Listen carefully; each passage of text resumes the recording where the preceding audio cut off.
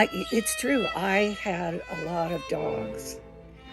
So you came into a relationship where there weren't children, but there were dogs.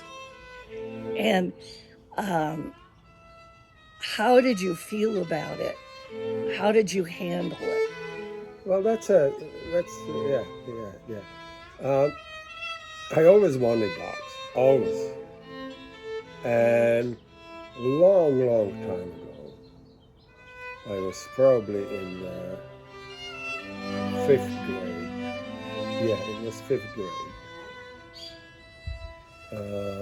We lived in Prague, and Mom had one of her active periods. She was all over the place. And I don't know how did she end up in main railway station. And because when she had those periods, you never knew where she was. And some lady there from some village was selling or trying to sell little puppies to Prague people. And Mom, as a good sucker, fell in love with one of those puppies. And she claimed that it's a Scottish sheepdog, but I mean, it was a puppy. It was just cute. It was, and she brought it home. And I gave him name Boyar.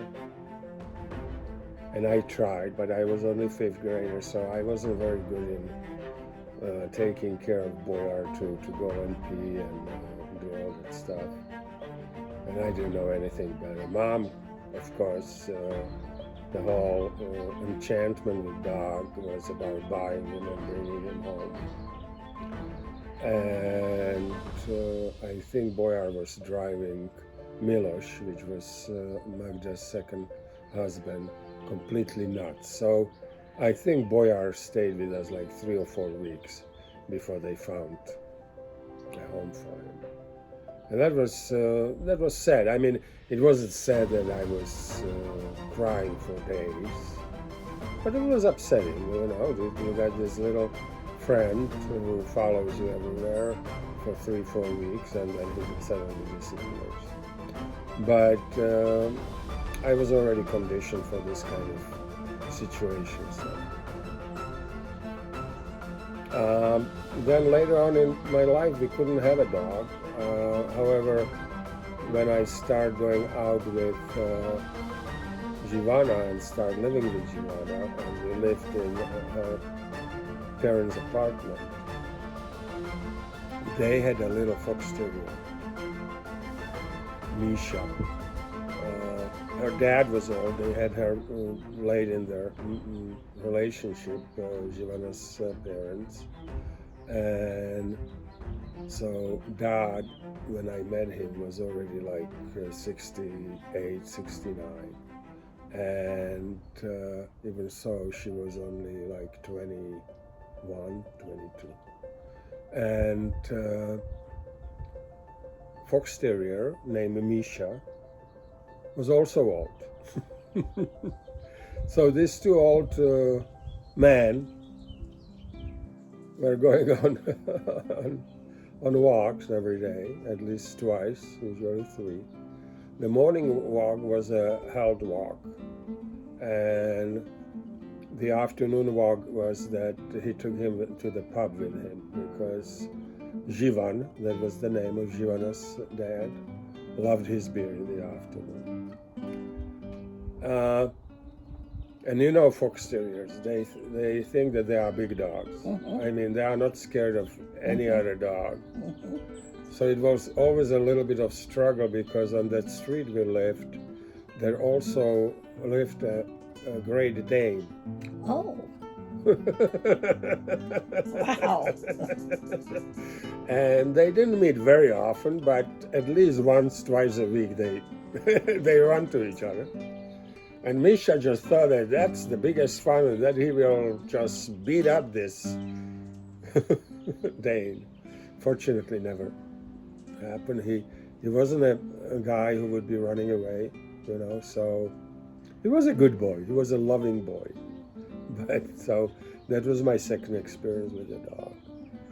So when I met you, you almost can accuse me of the same thing we are accusing David, that I fell in love with Emmy, and because I wanted to be with Emmy, I took you with him. You know that it's not true, but Yeah. it sounds funny. And Emmy was marvelous, absolutely marvelous. On the top of it, you have this little story saying that from all the men you were dating, and we won't say the number, kids, but it was a lot of men there. She didn't like any of them, but she liked me from the beginning. Of course, I have that story. I was taking her for a walk every morning, and sometimes I had to go to Vaughn's to do some groceries. But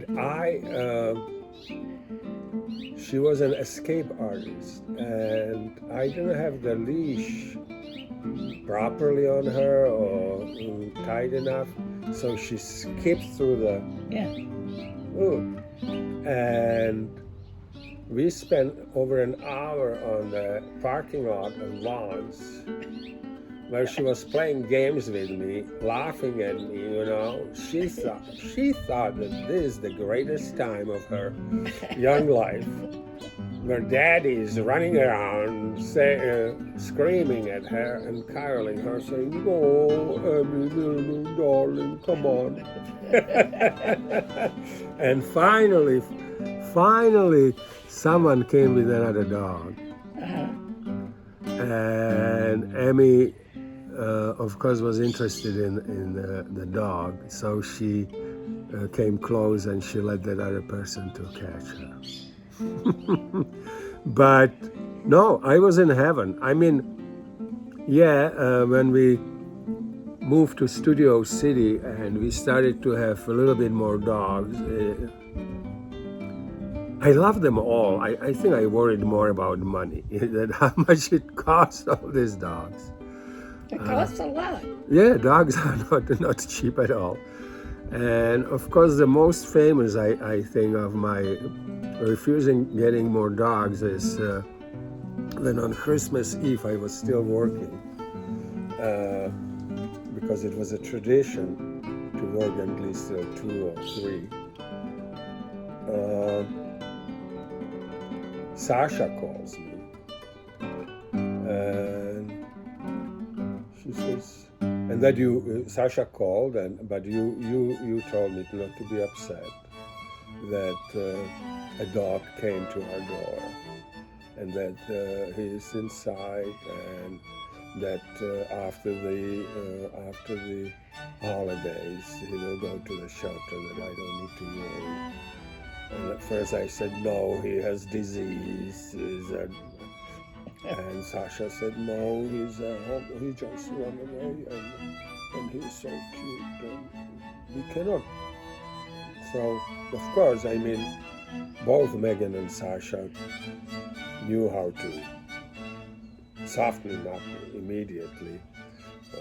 You know how to soften him up, but they, of course, their combined effort was, So I came home, and there was Bear, we call him Bearsy, and you could see that he used to be abused by a man, because he immediately was scared of me and ran to you or to Sasha, I don't remember, to the girls.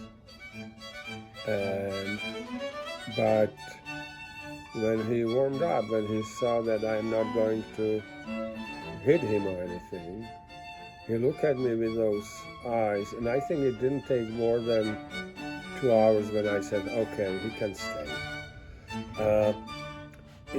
He was an amazing dog. He was. I mean, all dogs Most dogs are amazing, one way or the other. Even the little Agnes, of course. But he is the only dog I met who had an instant charisma, like Bill Clinton. And he was around someone for a couple of minutes, and people were in love with him. So, yeah, I think that there are a few stories we can talk about later on about Bear, because he was a riot. But yeah, and so yeah, I loved all those dogs. I had a good time with them, and of course, when I bought Ferguson for your 60th birthday, and she decided that, well, maybe she's a gift for Mama, but she's really a daddy's girl.